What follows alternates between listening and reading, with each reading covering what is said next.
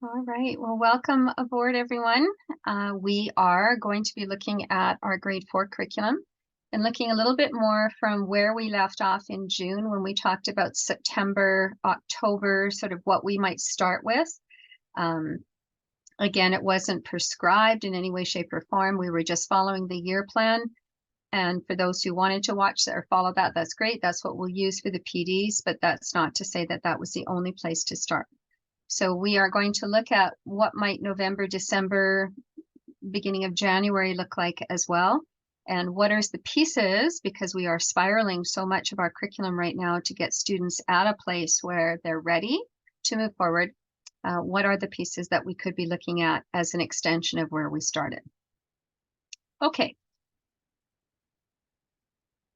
So let's begin with our land acknowledgement. In the spirit of reconciliation, we want to acknowledge that this gathering is taking place on traditional lands across the province of Alberta, home to many diverse Indigenous, Métis, and Inuit peoples.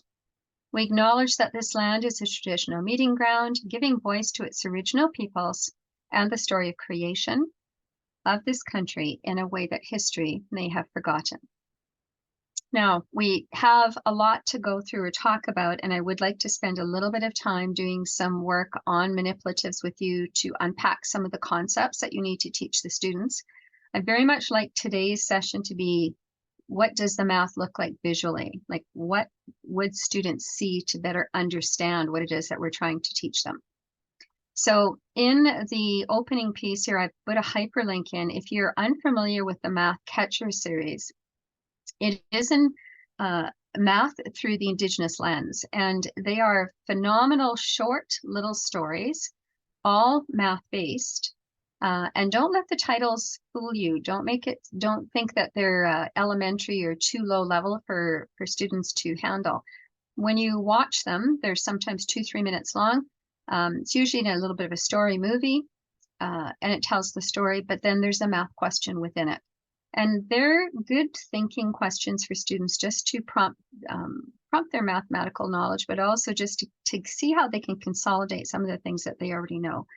So we could go through a 3-minute video, but I'm going to leave that for you to click on and have a look at the various levels of stories that have been provided to you.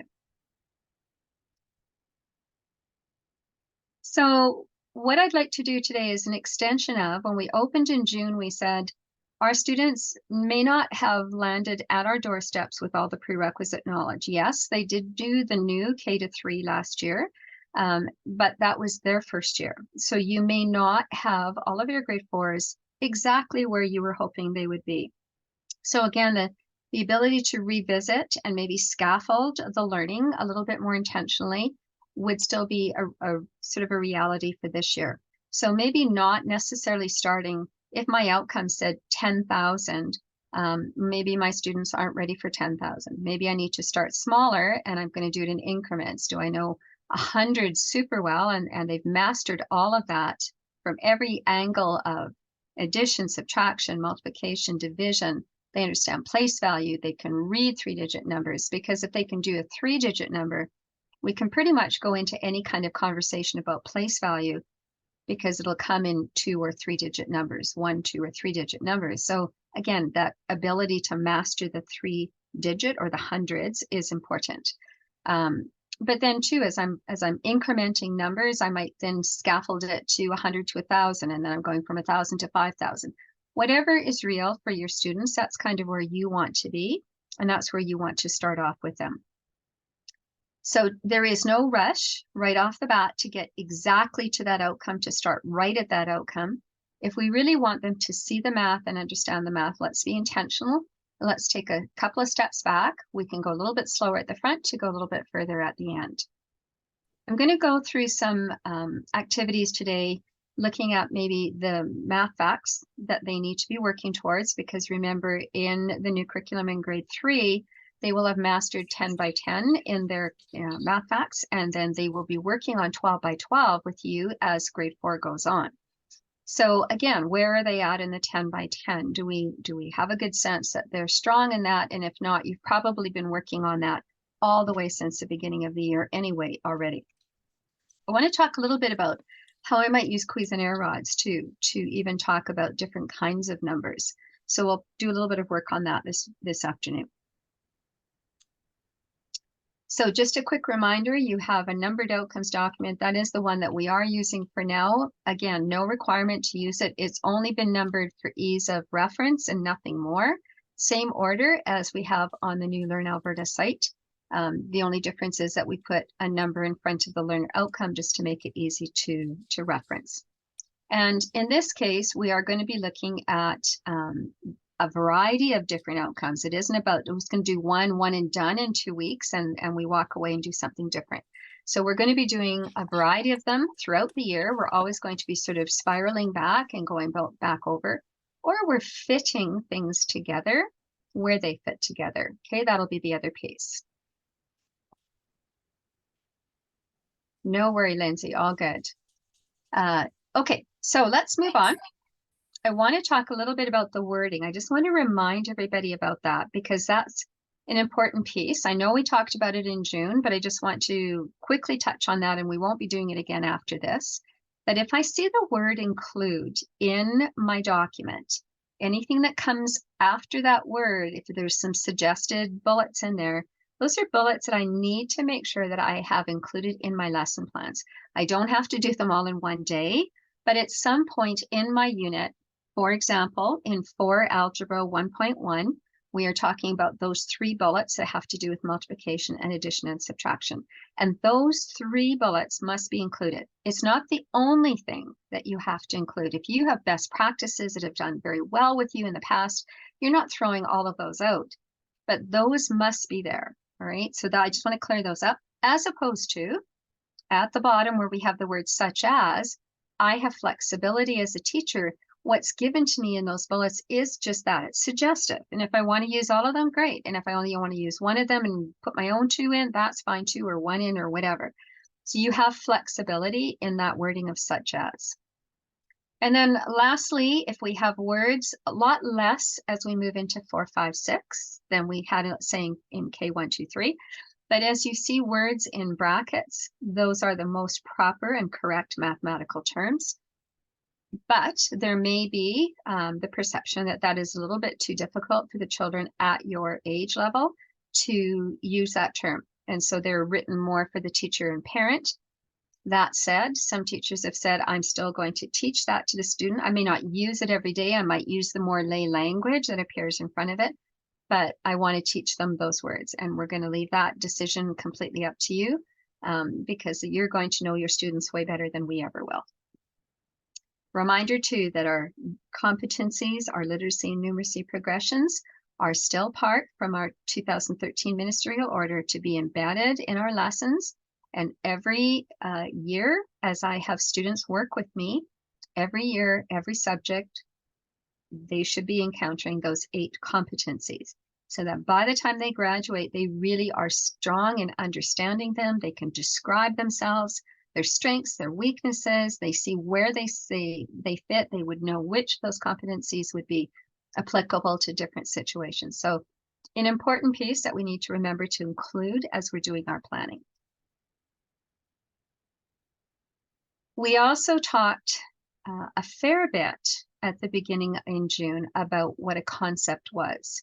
And it doesn't matter where you're coming from in the province right now, whether you're down south, whether you're up north, whether you're in central Alberta, whatever concepts are in that curriculum, we should all be finding the same concepts. We should be assessing the same concepts so that when I say that my child is meeting this learner outcome, I'm assessing it based on the same concepts that somebody I don't even know is also teaching grade 4 in another location. So finding those, we did a little bit of work on that. We're going to do a little bit of work again just to make sure that everybody is clear on and comfortable in finding them.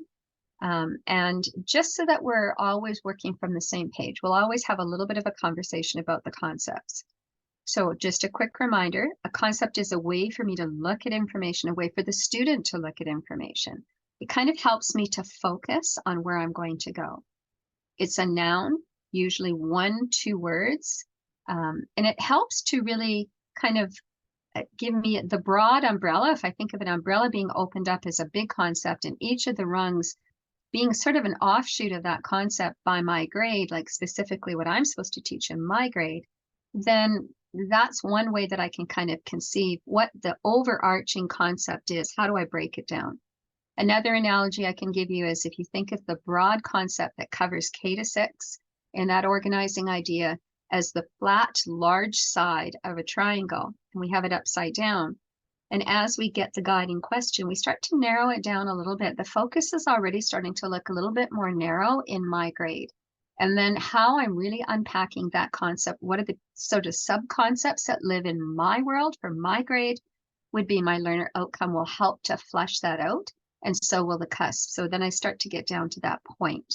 So think of it in that regard as that we still all need to find the big rocks that sit at the top, but how are we unpacking the big rocks in our grade as we start moving our way down? So a concept, just to give you an example, is I'll use chair as an example. So chair is a pretty broad term. It's a concept, it's a noun. So if I were to walk into Leon's today and say, I would like to buy a chair, it probably is very likely that the salesperson is going to say, well, is there any specific kind of chair that you're looking for? And I might say, yes, I'm looking for a living room chair.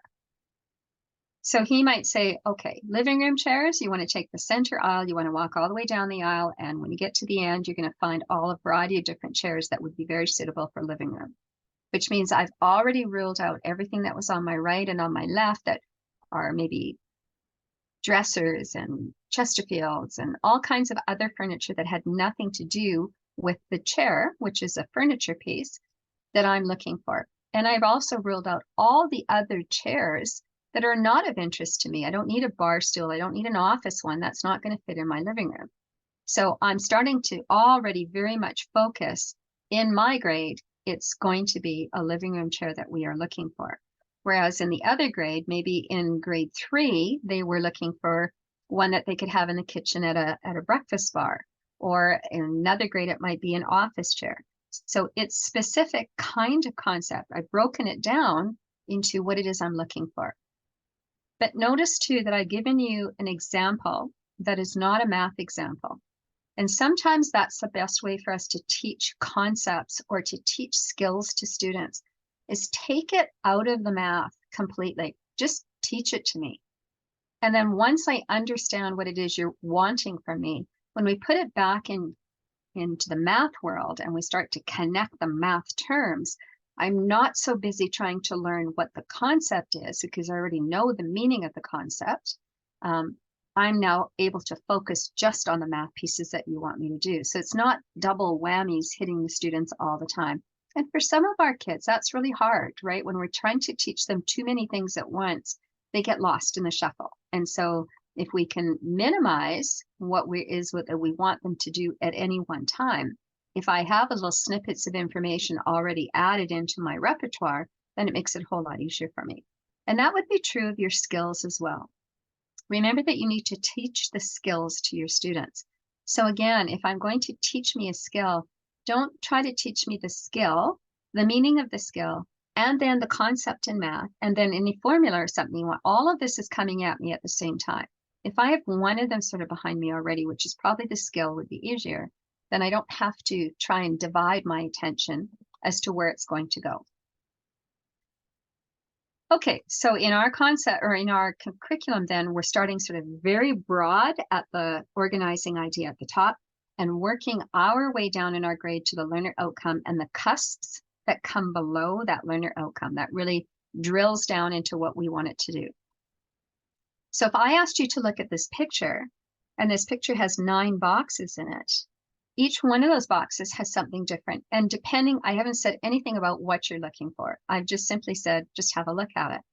And so you, with your background, your interest, love of math, not love of math, whatever, you will go to certain things that draw your attention because that's what you love to look at.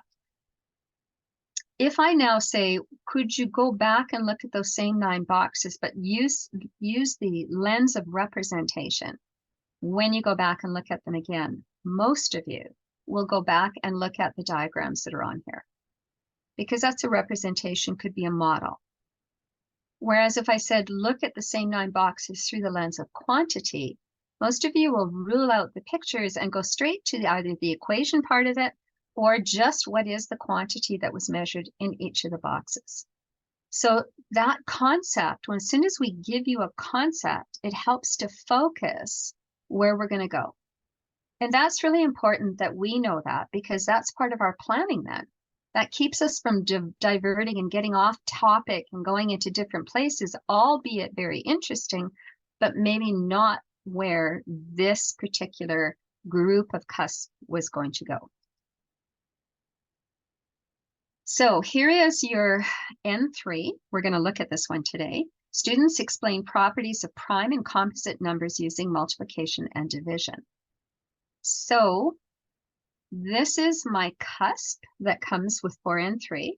Notice that there's no decimal behind the 3, so that says this is the only row of cusps that go with that particular learner outcome.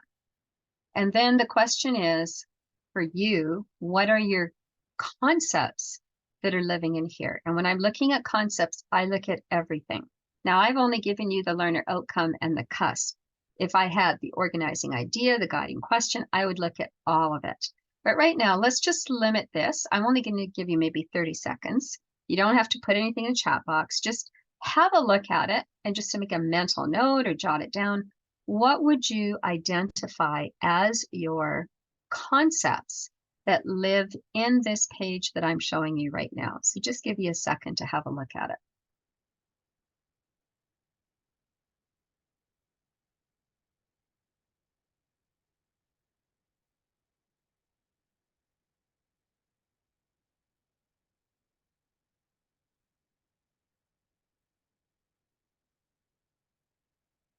So you can see that I've already clicked it on, and you see all these blue highlights that have come up. And those are the concepts that live in this one cusp that we're working in right now. And I should see repetition of the words. If I just have a one-off, like it just shows up once, one of two things. Maybe it wasn't a concept to start with, or maybe it is a concept, but it truly isn't connected to a lot of things, which means that it might just be sitting there. It's not the big rock necessarily. Okay, we won't know that until we see it. So here I have all of my different words. I see properties, prime, composite number, multiplication, division. I see factor, number, divisor, number, multiple, factors, prime number, factors, prime. So lots of repetition again. And then let's look at the understanding. I see factors, product, factors, number, factors, remainder, zero. So I do see words in here that link into the knowledge section. I also see those words linking into the skill and procedure. Sometimes the understanding is more linked to one or the other, but really we want it to be on both sides. It doesn't have to be equal, but we do want to see it in both sides, because those are the big rocks that we're going to unpack here as we teach. So when we talk about some of these right now, when I look at what I'm seeing, I know that that's where I'm focusing my attention with students. I don't want to stray too far outside of that. So as a teacher, this helps me to focus on where is this cusp going. So these are your content concepts. The green ones that I've got highlighted, and they don't have to always just show up in the skill and procedure column. Notice up here I have the word explain. These are the skill concepts that I need to teach to students. And remember, those are really important, because we need to make sure that the students understand not only the meaning of the skill, but can demonstrate their ability to show us that they mastered that skill. So what I did is I looked at everything that we are doing sort of from September to December in our year plan. Now, again, you don't have to be following that, but that's where these came from. And because we're spiraling back over some outcomes, I don't have 30 pages. I have a considered sort of framed in number of outcomes, skills that I'm going to be working on in those 4 months to the end of December, coming back early January, because I'm revisiting and I'm just bumping up some of the numbers or the expectation as I revisit. So what I'm saying here is I see a lot of the same kinds of skills. Now, some skills are going to get used way more than others. And we're going to suggest that there may be some that you really, really want to spend a little bit more time on with the students and make sure that they've super mastered those, because not only do they fit here, but they also fit in science. They would fit in social studies. They're common ones, such as model or representation. That was the other one that I showed you in the other list. These are big ones, and a model and a representation could be the same depending on what it is that's being asked for, right? They could be interchangeable. They could also be very unique. Compare and contrast. Compare is another big one that shows up over and over and over again. Or order. Can they order whatever it is that we're working on? Determine and describe are other big ones that show up. I'm not saying that any of these are less important. It's just we're going to see some of them come up over and over. So they may be some that we really want to hang our hat on and continuously sort of monitor and revisit with the students to make sure that they're really good at it. So in September, October, we talked about looking at 4N1, 4N2, 4N4, and just the beginning of 4N5. And when we say looking at, you can do many outcomes at the same time just by asking different questions. So I can have one activity happening on the desks of the students, but I'm asking different kinds of questions, which automatically start to lean towards another outcome. So this is why when I say it's not a one and done, it's not that I have to do all of 4N1 first, then I'm going to go on to 4N2. I could do snippets of it as I'm moving along, depending on what the outcomes are that we're going to tie together. And in this particular case, we were talking about students apply place value to decimal numbers. So again, they're just starting decimal numbers. Is it necessary for me to launch right into that in September, or just here it is, the first place behind the decimal is, the second one is? Maybe we could just park that and we could talk about, do they even know 100? Forget the decimal. Can we just do the whole numbers up to 100? Do they understand place value there? They understand how they can make conversions and trade, like all of that. Do they understand it? And even better, could we just put it in terms of money? Not because of just financial literacy, but because money offers us the visual of the ones, the tens, the hundreds, the thousands. I can do that with money. And when I say to students, you always have to remember that you're going to line your ones up when we're adding numbers with an algorithm. We're going to line up our tens. We're going to line up our hundreds. For a student who's just memorized that, if that's all they've done is just memorized, at some point they do fall off the wagon, and it's usually when you bring decimals into play. They don't understand what the decimal is about. They don't understand that the decimal has a certain position as well. And so they just say, what's the big deal? Like, why can't I just add these numbers together in any order? What's the problem? That's a student who's really just memorized, or they saw columns. We gave them everything in columns. And so we already structured it. They didn't have to think about what was going together. But when we took the columns away, now I don't know, what's the big deal here? I don't know which is supposed to go together. If I do this with money, and I know that I sound like a broken record sometimes with money, but I'm not talking about it just to learn money. I'm talking about it as a manipulative. I can see loonies go with loonies. $10 bills have a unique color. They're purple color. They go together. Browns are $100. Pinks are the old 1000s. Like, they look the same. I should make them the same. I add them the same. So when we talk about thousands with thousands, hundreds with hundreds, that's an important concept for kids to get. And if I didn't get it, this is one place that I can really tie them into it. And when I'm good with the whole number parts, then let's bring in cents. You don't need a decimal, just dollars and cents. So we're going to unpack that a little bit more as we go along. So a lot of the things that were in yellow, remember, were just starting points. Like, don't have to jump into the outcome full force. Just start small, because you're going to come back and revisit it. So maybe I did 100. Now I'm going to go to 1,000. And that's what this one should have been, 1,000. I see that now. So I can do it in smaller increments. Just whatever the students are ready for. You have to be the best judge of that. But I can be doing a lot of these at the same time. I can be adding dollars together using a standard algorithm approach, but just doing it visually with money in front of me. I don't have to do it paper and pencil right off the bat. I can, but I don't have to. I want to know that they know what they're doing. So when the paper and pencil comes out, if they get stuck, they can visualize, oh, this is a $10 bill that I've got to move here. This is what I need to convert into a $100 bill. Okay. So it's important that kids see the math, not just memorize the math.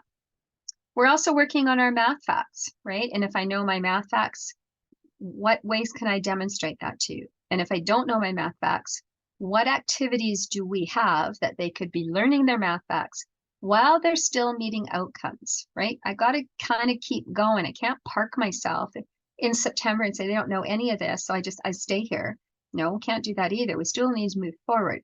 So one of the things we'll look at is what are some strategies that we can show students for multiplication if they don't know them already, like if they don't know the standard algorithm for multiplication, even a double digit by a single digit, what else can we show them? We still want them to multiply. Okay, and as we move into November, you'll see that 4 and 2, it's still going to be there. Students add and subtract numbers. We may not be at 10,000. We're moving towards it. And if we just jumped right into 10,000 at the beginning, I would say maybe a lot of kids are just going to be memorizing the process, but not understanding the number value.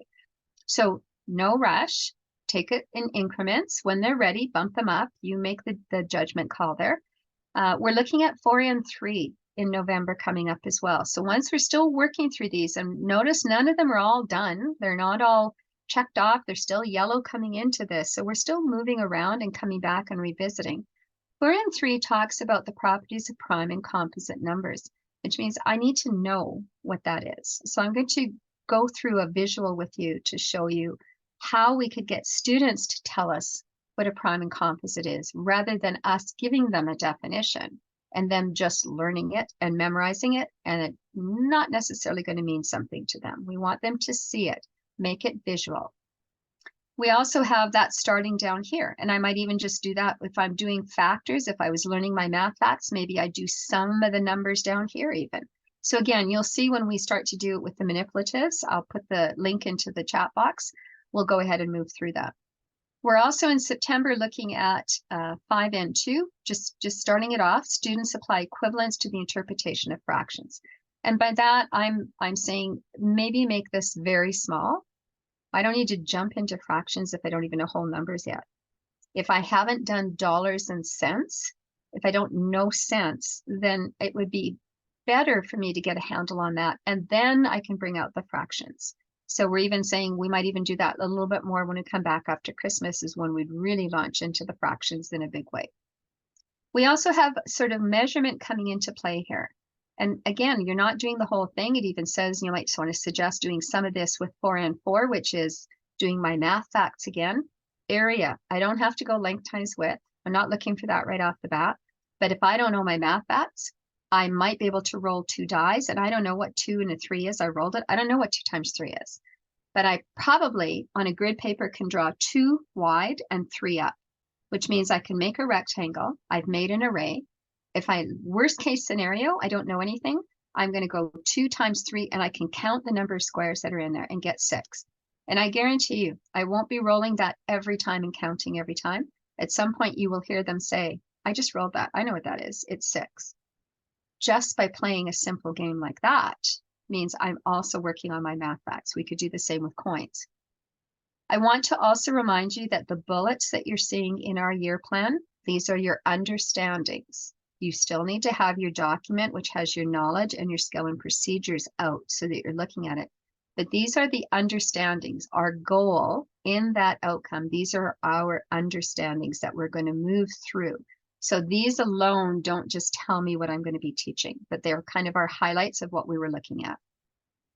We also said we could start a little bit of algebra, because even if I'm talking about addition of numbers, I could even say in money, can you show me $20?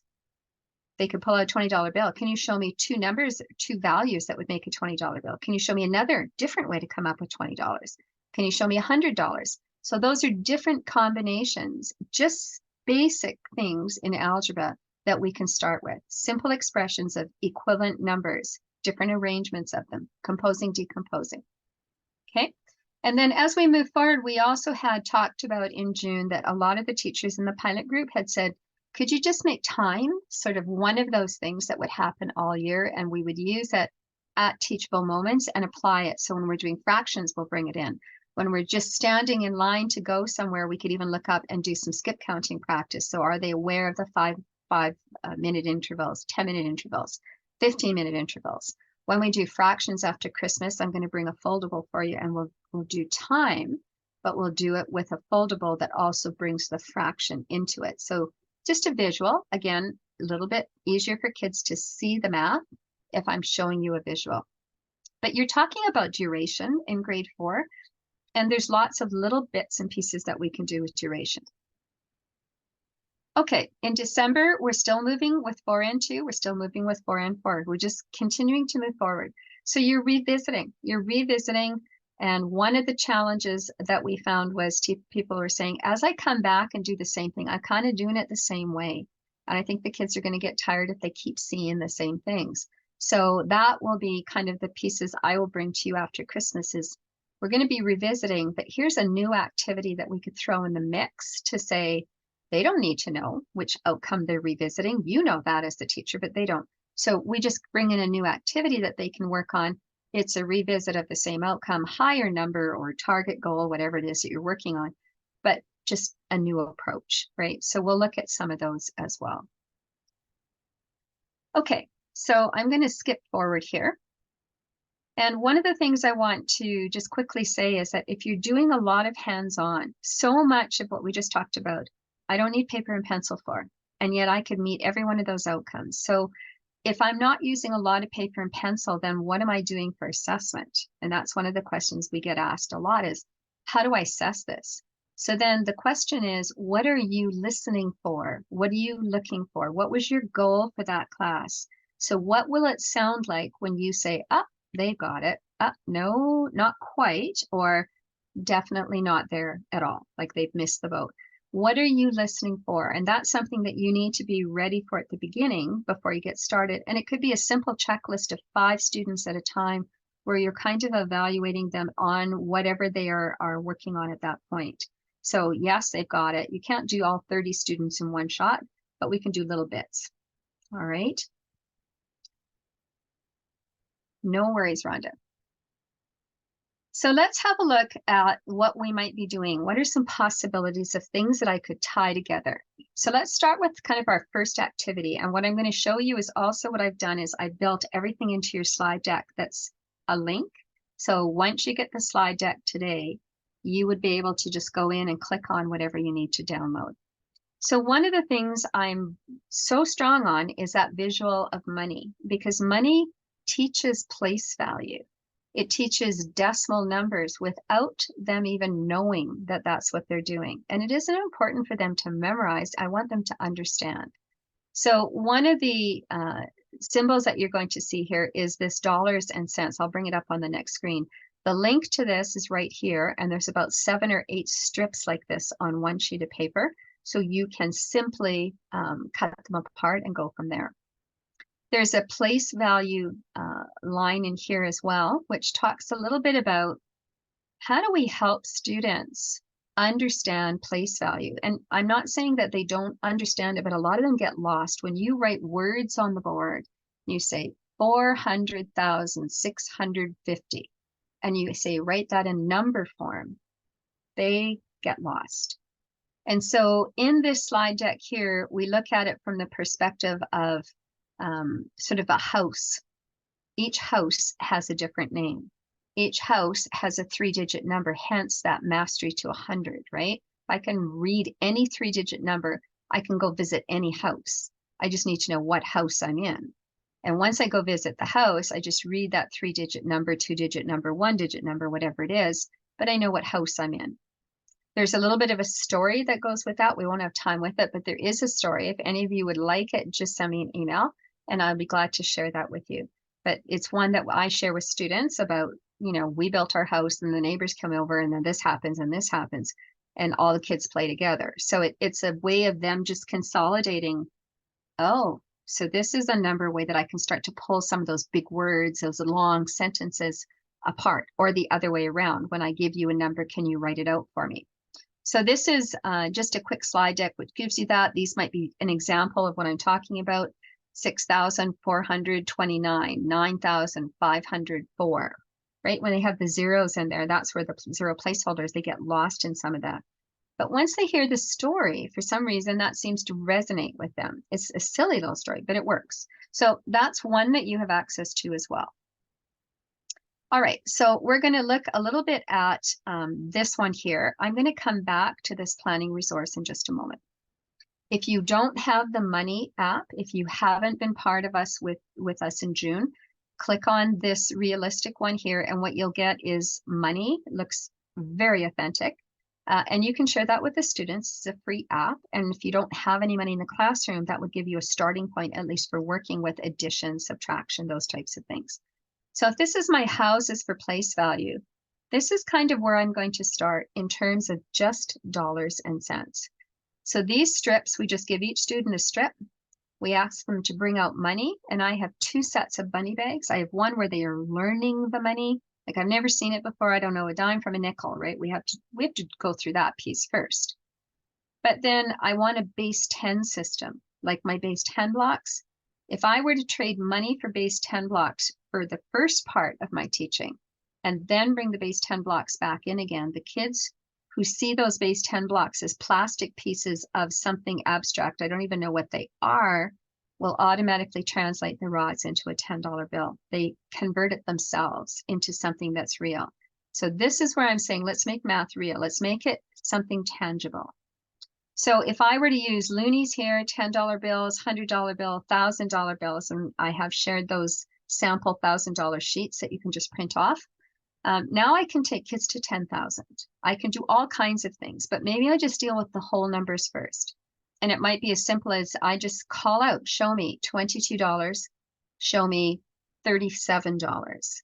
When you put those together, what do we get? So I'd have 2 10s, 2 loonies, 3 10s, 7 loonies. And when I add them together, I get my $59. And I would do lots of examples like that. And it's like, how quick can we do these? Show me the numbers quickly as you can. Show me the next number right below it. How much do we have all together? That's the same as our addition question. And then I'm going to start giving them questions where they would have to regroup. So if I said, show me $17, show me $24, now I have way more than 10 loonies. And although they will count them and get the correct answer, and for the first time we'll say, excellent, good, you've got the right sum, the right amount of money. But now here's the deal. Mrs. Zarsky hates walking around with extra coins and bills in her pocket. She doesn't have to. Is there anything you could have done that could have possibly reduced the number of coins that I would have been walking around with? And then some of the kids will already say, yeah, we did. We took 10 of our loonies and traded it for a $10 bill. Right on. That's what I'm hoping for. But after that first one and that conversation, then it becomes, that's your job from now on. I'm not going to tell you that. You need to make those conversions when it is appropriate. And so your answer will be not wrong when you add them all up, but it won't be complete. I'm going to say it's not complete because it's not the least number of bills or coins. Okay, so that's just how we start to move them forward. Quick addition. And if you do this every day with kids, they're adding those faster than they probably could with paper and pencil. And we are bringing out paper and pencil eventually, just not right off the bat. Let them do that.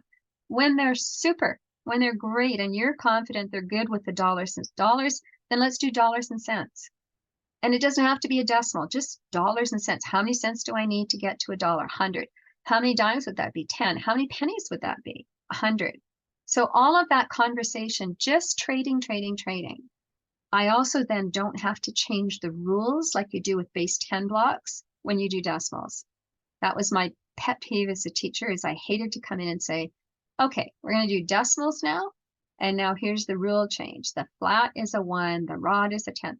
I hated that because the students who I lost partway along the way or were confused about the abstractness of base 10 blocks just checked out on me. I don't have to do that with money. Not a problem. So here's some things that I would just call out quickly. And with some young children that I work with at this point, those children can do 20 of these easily in about 10 minutes. So it's just quick. Put it in, put it out, put them together. How much money do we have? Is it been converted properly? And then we move on. So it's just that kind of quick addition, and that's visual for students. I could ask students a question like this then. I don't need columns on my page. I see that these are $10 bills. I see that these are $1 coins. If it feels better to put the words above it, then we can, but I don't have to because I can see them and that makes it real. This is the real world. I don't walk around with base 10 blocks in my pocket. Not that I won't use them, but I don't have them in my pocket. Money, I do.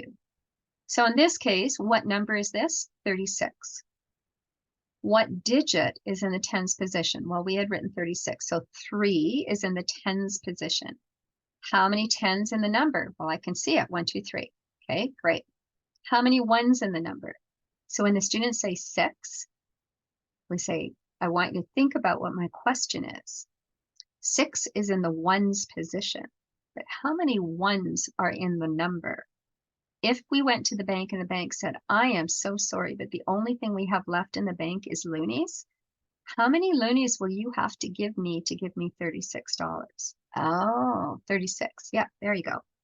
So then we do the same thing over here. I just flip the digits around, 63, right? So same kind of question. So when they get down to the bottom, they go, well, you're not going to fool us again. Good, right. So that's the kind of, when we talk about place value, is different than position, right? And we want them to understand those differences. How many tens in a $50 bill? Some students never seen a $50 bill before. So how many tens in there? They'll count them out, 10, 20, 30, 40, 55. Okay. How many $100 bill? My hope as a teacher is that they know 2 50s is 100. If there's 5 here, then there'll be 10 in here. However, you will still hear them count out 10 of them, and that's fine. If they counted out 10, then I might go over and just say, that's great. Yep, that's correct. Could you have found out that there were 10 any other way? Is there anything you could have done with what we did over here with the $50 bill that would have given you that answer? Again, I'm not telling them the answer. I'm asking, prompting questions to get them to get to that point. Because the next step will be, how many tens in $150? I don't really want to hear them counting out from 10 again, because if I do, then I know this is not connected. They are not really understanding where we're going. I'm going to pause it there and go back and do a little bit of work. But if they say, well, there's 5 here and 10 here, that's a no-brainer. It's 15. Bingo. That's what I'm looking for. And then I can do a quick formative session by just looking at $120. So then I can bump that question up. I can go into the hundreds. You could go into the thousands. The bigger number, the more you, the teacher, can ask the students about place value. So if I have $124, what number, what digits in the tens position? 1, 2, 4, 2. Here comes the kicker. How many tens in the number? 2 is in the tens position, but how many tens in the number? We didn't just do that little practice for no reason. I want them to realize there are 10 tens in here plus the 2. There's 12 tens in this number. So if I have a number in 1,000, I could ask them how many tens in the number. I could ask them how many hundreds in the number, and so on. That's really critical for place value understanding. Can they rename the number in a variety of different ways of the value of the different things that are in that number? If you need the columns, put the columns in. But if you can avoid it, we don't really need it because they look quite unique and students can see it. And if you feel that at some point that you want to transition back to the base 10 blocks, nothing's stopping us from doing that. You could even just show them at the same time and say, here's the little unit, here's my rod, and here's my big flat sitting here, right? And they start to see that. But I wouldn't actually do that personally. I would just let them tell me that, because most of them will make that conversion on their own. So here's another one. I have $434. How many ones? 434. How many tens? Well, every one of these has 10, so there'll be 43. So you're going to be talking about when you go in one direction, the place value is 10 times or divided by 10. Now we're getting into that conversation very slowly, but we're getting there. So we want them to start making those connections. You have access to this template. It was put up last year already if you were working in the math at that time. But if not, for the grade 3s, we had put this up so that even though they don't do decimals, they were doing, some of them were doing dollars and cents. Notice there's no decimal here. I can bring that in after you're proficient with dollars and cents. This is just a template. If you want it, you can just click this on and print it off. You could also do a number of other things. If some of you have the discs, the place value discs, just put them in a bag, let them pull out a handful, and whatever they've got there, they have to create that number for you. right? Just what is my digit number? And of course, call out the ones that are not appropriate for grade 4. Same thing with the dice. You can have place value dice, take out the one that's in the billions, and then, or millions, if that's what you're gonna, and then just have them roll. And what number have they created? So can they put that together? You could do it even with something as simple as a grade 1 cube that has 10 frames on it. This is a 10 frame, this is 9, this is the 10 frame, this is 3. But is it 9? What if I said every dot was 10? Well, then this is 90. This is 30. Oh, well, what if I said every dot was 100? Now this is 900. So I can change that at any point in time and change what that value is. So I need to get to 10,000. I want 10 of these 10 frames on there, then each one's 1,000.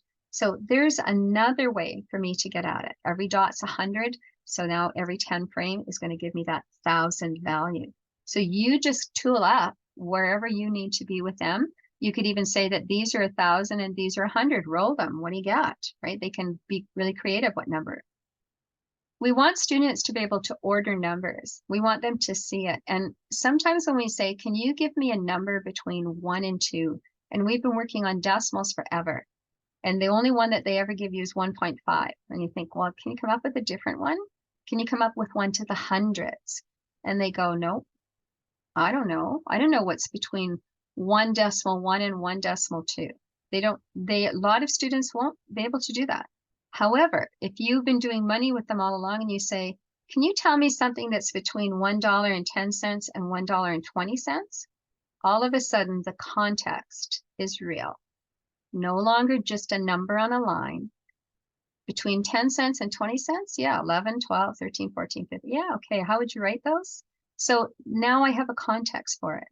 And that becomes even more so when they get into grade 5, when we go into thousands, right? They need to have that. So this is where money, again, gives us that little bit of a leg up when we're trying to ask students to plot numbers onto a number line and find where they would fit. So it goes back into this whole thing here.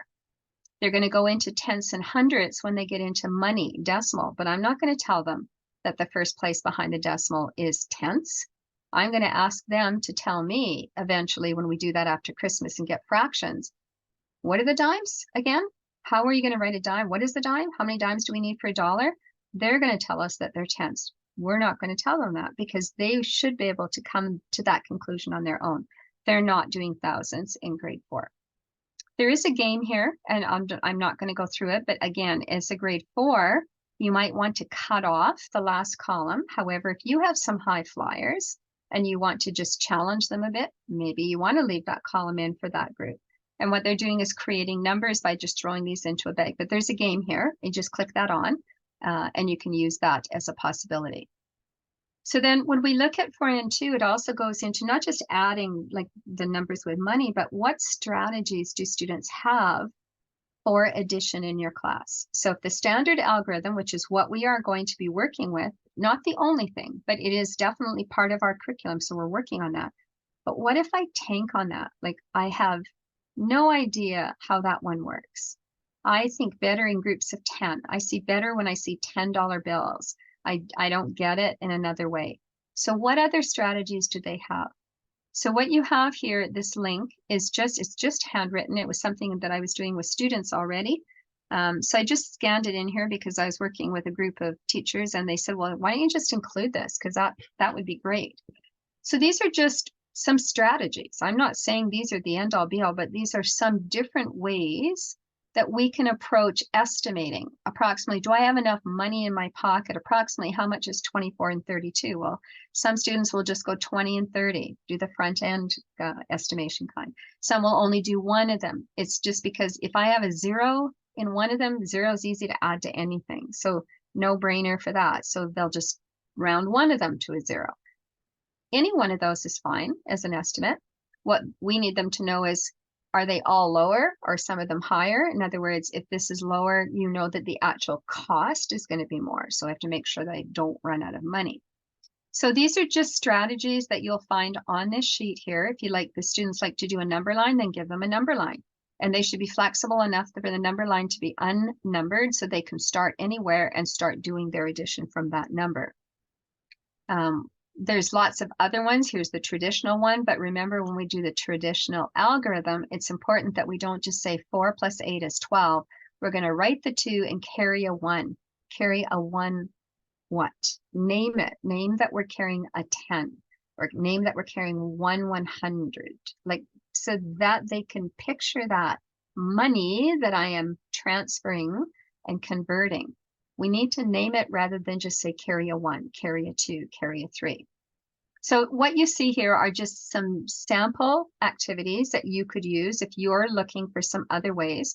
Would I teach all the kids this? Absolutely not. I wouldn't.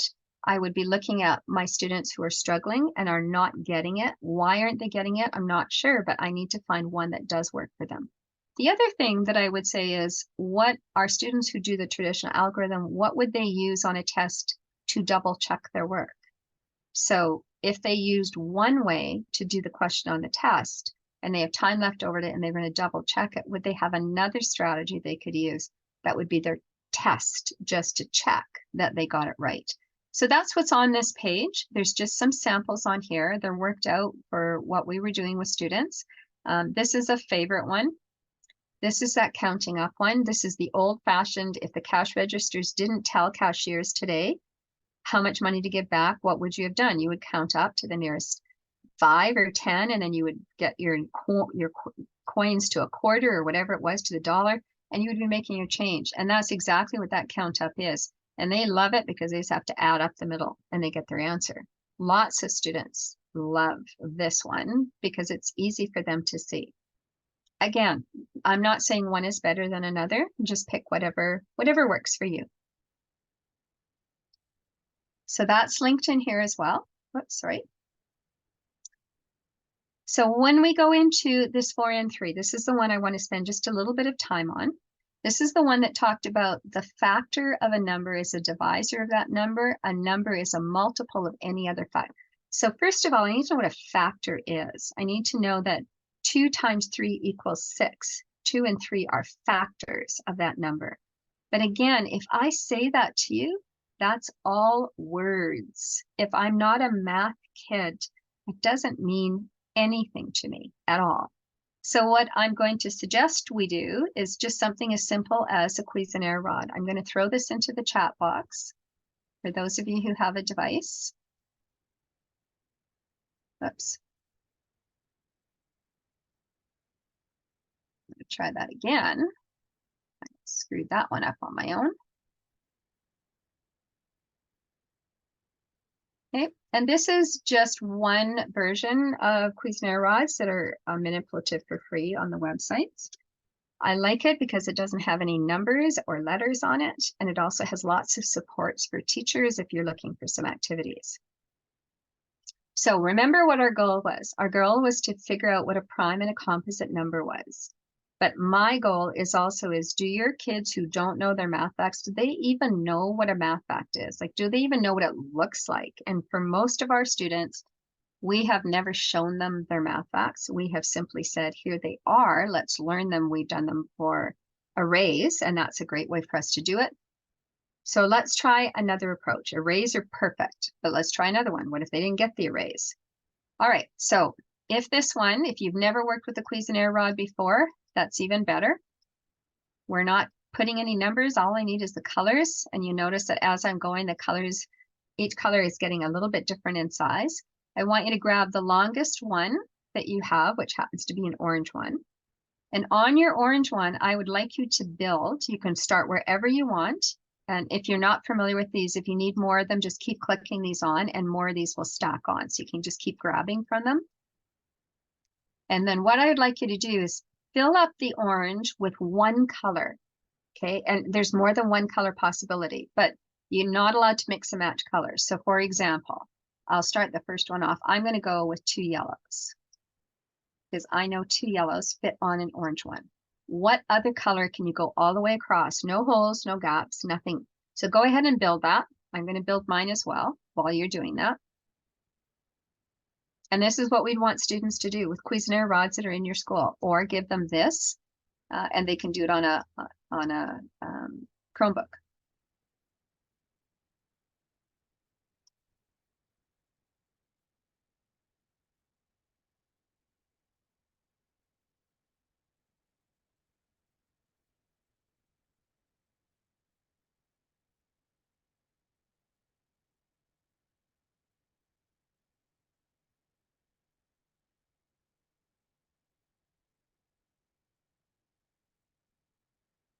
So I'm building mine. Again, order of color is absolutely insignificant. If you did whites and then reds and whatever, that's fine. Doesn't matter. So what you've done is you have created an orange rod, which also could be covered by yellow, by red, and by white. And if I know nothing about Cuisenaire rods, I could say to students, how can you tell me now how long an orange rod is? And they should be able to simply look at it and say, oh, well, if I counted these white ones on top, there's 10 of them. And that would be correct. So an orange is 10 units long, whatever this is. Each one of these units is exactly 1 centimeter. They're 1 centimeter cubes. So this orange is 10 centimeters long. And that's true. But then that also tells me what a red one is. A red one is 2 long. And a yellow one is 5 long. So what have I created? I've created the visual of the math facts for 10. This is what the multiplication tables to 10 look like for 10. 10 times 1, 5 times 2, 2 times 5, and 1 times 10. And they could write this out on a whiteboard right beside it if that's where they were doing their work. So this gives kids an idea of when we say math facts, what does that mean? It means that how do I create a 10? But this also gets to factors of 10. This also gets to all the different ways that I can create a 10, right? Those are important pieces. So as I'm doing those pieces, then I want to make sure that I'm starting to talk about the factors of 5, the factors of 2, the factors of 1, or 110.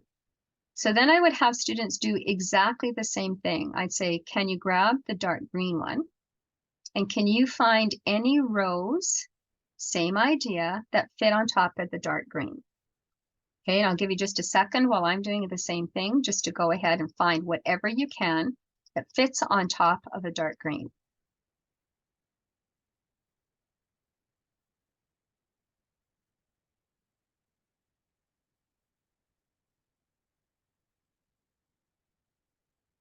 Okay, and in the interest of time, I'm not going to film all mine in, but a dark green could have 2 light greens.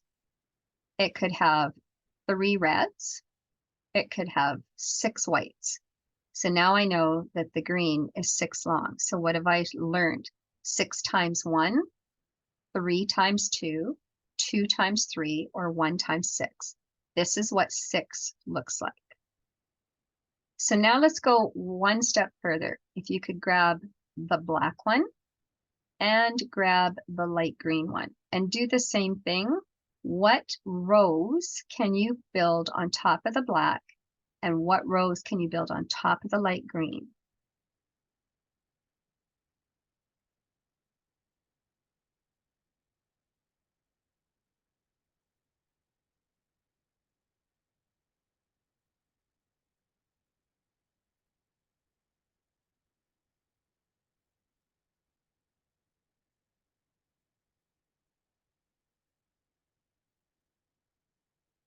Okay. So I've got mine covered. Once you played around with it, you kind of find that only thing that fits on them is white, which means that the black one is 7. The light green one is 3. So those are what we called a prime number, right? But how many of you have said to students that a prime number is a number that's divisible by 1 in itself? I'll put my hand up because I did that for years. And it wasn't until I had a grade 8 student who said to me exactly those words. Prime number is a number that's divisible by 1 in itself. And I said, great, wonderful. And he said, but I have no idea what that means. And he was not being flippant. He was being as honest as it comes. And it suddenly dawned on me, great, I just taught you how to memorize the definition, but it means absolutely nothing to you. My bad. That was on me to make sure that I didn't oversee the fact that he wasn't understanding. So this is a way for me now to say, what did you notice? And they'll play around and they'll say, you know, I can only get the whites. So then my next question would be, so what did you notice about these guys? What did they have in common? Well, they all had white in common. Okay. Then some of them will say it's an odd number. That's why they have whites. And I go, oh, that's a really interesting observation. 7 and 3, those are odd numbers. You're right. What about, does that group have anything in common with this group? Yeah, they have whites. Yep, that's the one thing. What else do you see that's different about them? Well, these guys had multiple layers. These guys both only just got whites. So then I can say, so the difference between these in the kinds of numbers they are is what we call prime and composite. A prime number means I can only build that row of whites on it. It's 1, those are what they are, and whatever the rod was in itself. Here's the 1 and the rod in itself. So now I'm giving a visual to the definition. Whereas over here, we found out that 10 could be written a lot more ways than just with whites. So when we have a number that has more than just the white row or more than one possible way of being written, this is what we call a composite number. If I compose something, I put things together. So think of it that way. I put multiple things together for a composite number. So then we have to think about what they said. It's an odd number, right? If I say, let's take the blue one and now figure it out. The blue one is also an odd number. It's the 9. But what they're going to find out, obviously, that is at 9, I can put 3 groups of light greens on there and then the whites. So that kind of kicks their idea of it's always going to be an odd number. Most of them are, but not all of them are going to be prime numbers when they're odd. So that's one way for us to start doing it. So I would have them now figure out which of the remaining colors are primes and which ones are composites. Let them go at it. So that's just for 10. Now, if you wanted 20, if you wanted 15, you could take the orange and the yellow, make a 15 and say that's our starting point. Which ones are prime, which ones are not? Show me 11, show me 13, show me 12. So what are the ones that are composite, what are prime? So this is a visual for that N3 that we want them to learn. Everything that's in N3 could be done there. So that when I start talking about, are they divisible by 5? Can I say that 10 has groups of 5 in it? Yes. Are there any pieces left over on the side on the ground? No. Okay, it goes in there evenly. The remainder is 0. When we do other things with division with base 10 blocks, we can show them that there could be a remainder of 0. But what you're trying to do is give reason to this, not just tell me what the words are for prime numbers. You want to show me what that looks like. So I hope that helps a little bit when you're teaching the 4 and 3. And the 4 and 4 is really talking about multiplication. What strategies do your students have for multiplication? Obviously, the algorithm is the standard algorithm is one of them. And again, we need to make sure I have some math facts or some tools to get through that. If I don't have math facts, I can still learn multiplication. I just need to limit it to a strategy that will work for me. It doesn't have to be necessarily the algorithm then that's going to get me through. So if a student doesn't know the math facts, we can do it with a number of different possibilities, but we don't have to do it just one way. There is a series on the ARPDC site that we started last year. It was called Enhancing My Pedagogical Toolbox through Manipulatives. And one of the things that I will do in there is I will be posting very shortly is how could I use base 10 blocks for division and multiplication. Again, if students need to see it in front of them, I'll record those. So you'll be able to go in. This is hyperlinked right now to those that are there, but there will be more added. I have about 6 or 7 that are going to add in. But here's some other possibilities. A box method is by far one of the strongest ways that we can get students to multiply who struggle with multiplication. So they can set up a box method. And if 40 is too much, they could make this 4 boxes. They could change this into 10, 10, 10, 10. I can teach any student to multiply and divide if they know 100, 10, and 1. That's all they need to know, those 3 numbers. You can teach them to multiply anything correctly or divide anything correctly, any size, any number. They just need to know their tens, ones, hundreds, thousands, I guess, if it's big enough for that. But there's also the breaking apart one, and I'm sure all of these strategies are not new to you. So these are some that could be used. Again, I would never show these to all the students, but any one of these would work. The lattice is another one, but again, the lattice requires them to understand place value, that I'm going from ones, tens, hundreds, thousands. I can make it bigger if I'm going to go there. So again, it's another strategy that I have to understand place value to make sense of the lattice. And then we have the traditional algorithm. You could break it apart. Like I said, if 40 is too big, some students will go 10, 10, 10, and 10 is 40, and then I have 2. And then I can just do a multiple about 10s.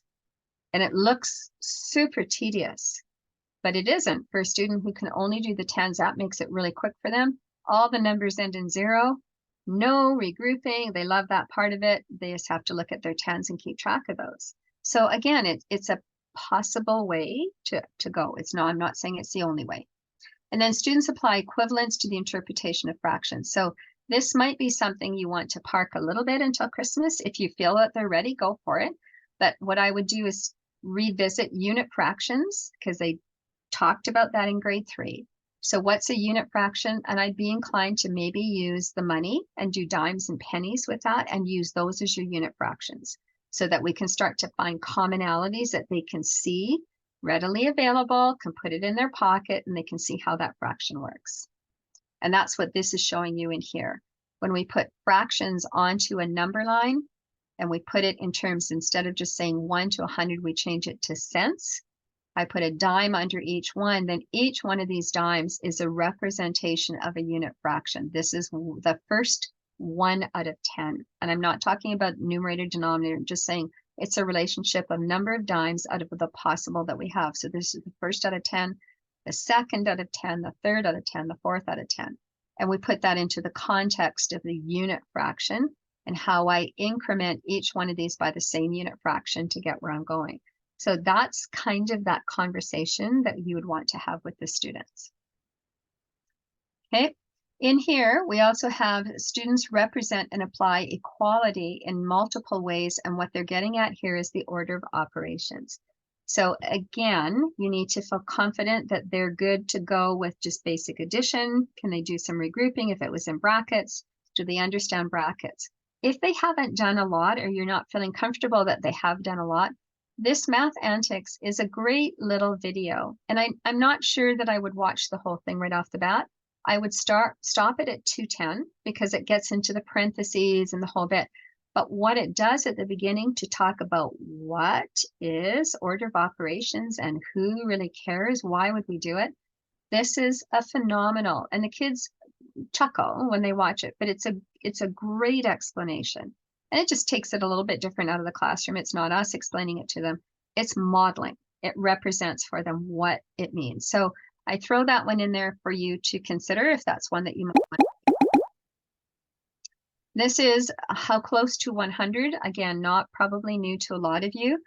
Comes out with Joe Bowler, and I would tie this into measurement. Would I be doing tiling right off the bat? Nope. Would I be talking about area as in length times width? Nope. Would I be doing it in terms of my math facts, rolling a dice, 3 times 4? Yep, that's exactly where I'd go. So they roll a 3 and a 4. What do they get? If they don't know, they can draw it out. They have to draw it out anyway.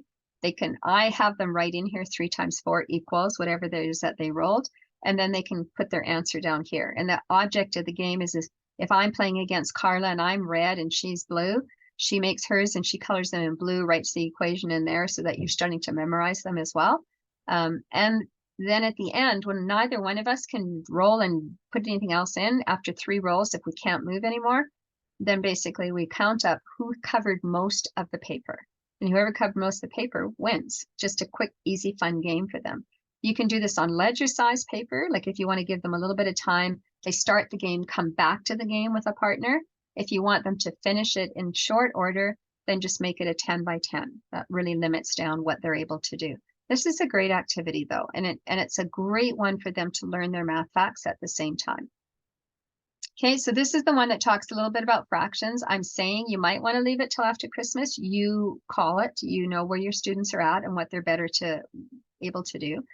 There is a clock in here as well, and that clock will allow you to go in and do some of the work about minutes, 5-minute increments, 10-minute increments, whatever. The Braining Camp also allows you to go in and do a clock. I'm going to just click that one on for you. You'll notice up here it says a 30-day free trial. This is a subscription one. However, if you are wanting to use this, you can use this for 3 months for free. If you put in, I'll put it in the chat box. If you put in that promo code, put in fall 23. Okay, it's in there. Once you click on Braining Camp, and that will give it to you for 3 months for free. And you can share it with the kids, you can do it in your Google Classroom, whatever you want to use. But what I like about this one, they all have something a little bit different to offer, but this one is great because I can show 1/60th eventually. I'm going to talk about 1/60th. I can show increments of 5 minutes. I can show increments of 10 minutes. So I can skip count by 5, skip count by 10s, and so on. So I can start to section out this clock into some manageable pieces: quarter hour, half hour, duration, how much time is elapsed if I started from here and I went over to here. So they can count it. So there's lots of little perks to this one. I'm not saying it's the end all be all, for sure not.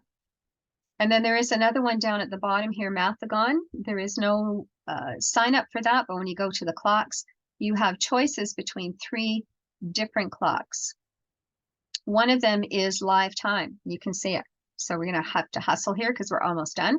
So this is telling me what time it is.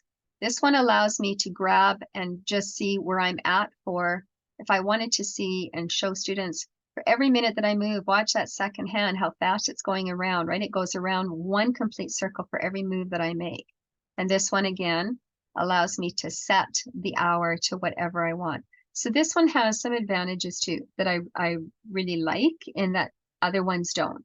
So you have those 3 in there if you're going to talk about duration right off the bat. I will give you some activities too after Christmas. We'll do a little bit more on duration. And even then, you could even say right now, you know, where are we at today? Find that date on the calendar. So they practice their calendar. How many days until Christmas, right? How many days until this? How many days until we have Christmas concert or whatever you've got coming up for a time frame. Okay, financial literacy. I'm not going to go through these. These are in your numbered outcomes document. I'm just showing you if they don't know anything about number, go back to kindergarten, make sure that they know their coins, know what the values are. Can they skip count by the different denominations? Because by the time they get to grade 3, they're doing sort of a discussion about what a budget is saving. By the time they get to grade 4, 5, 5, they're doing a budget. So we need to really understand how that money is working, not just from a math perspective. Okay, these slides here, I'll go through them really quickly. These are slides where I've just gone in and shortened up the wording of the outcomes in each of the grades. And anything you see highlighted in color is telling you that that outcome in itself could be done with money. So it's not that we're just kind of grabbing at money at random. These help me for the students to achieve the number outcomes or measurement outcomes or whatever, but I could use it with money as a manipulative, right? As a counting tool. So you can kind of see where those all are. I'm not going to read them through. They're in the slide deck for you to peruse at your will.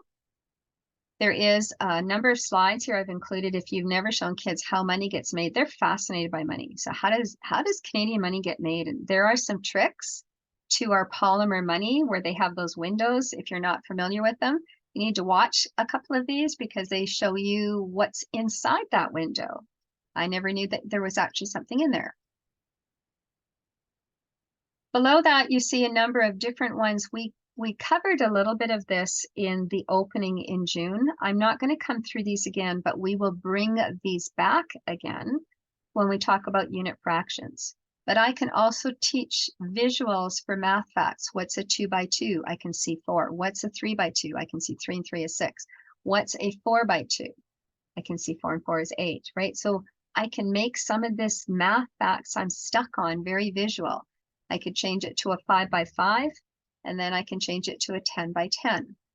So whatever works, any one of these could be screenshotted or just printed out. But this is the sheet that we'll come back to when we talk about unit fractions again in our next visit, because we'll spend lots of time on fractions. This is that close to 100, another version of that game. So if you want them to practice their math skills, again, their math facts, this would be another place to go. This is the video that shows you if you're not sure how that game worked. Come on. And this came from our Calgary Regional Consortium Board. They had created a number of different resources about how we can show money in different ways. I can change this number to be 111 cents, $111, $1,000, whatever you want it to be. The link for this is down here. You can itemize which group gets what, so you can differentiate based on the student needs if they're still learning the money. And this is an assessment of place value. So earlier last year, we did a session on place value with Dr. Rogers from New Zealand. And what she did is covered the 6 different aspects of place value. And really the bottom line was they have to know all 6. To say that they're proficient in place value, they need to know all 6. If they know 5 out of 6, they're not there. It's all or none. And so each one of these has a different place, but this was an assessment piece that we had created. You could change this, write a dollar amount greater than $22. The kids can pick whatever they want. Based on whatever they pick, now they got some activities to do. Each one of these is a different aspect of place value. That renaming is a big one. We did some of that already. There is a blank sheet if you'd like to create your own. Again, you have options if that's what you prefer. This is the kind of number line that we found worked well with the money. These are actually 3 put together. They come from Spectrum. So it's kind of cut off here that goes longer than that, but they're great. You could just put them together and have students put their money on that. Makes it really easy. So that's one way that we can address our addition, our multiplication, but more importantly, that 4 and 3 combines multiplication with what is the understanding of factors, what is the understanding of prime and composite numbers when we put those together as well. Okay, I'm going to just throw this into the chat box. Let me grab this.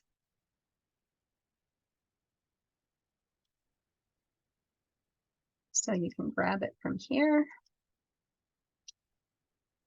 I'll stop recording, and then if you have any questions, please don't hesitate to ask.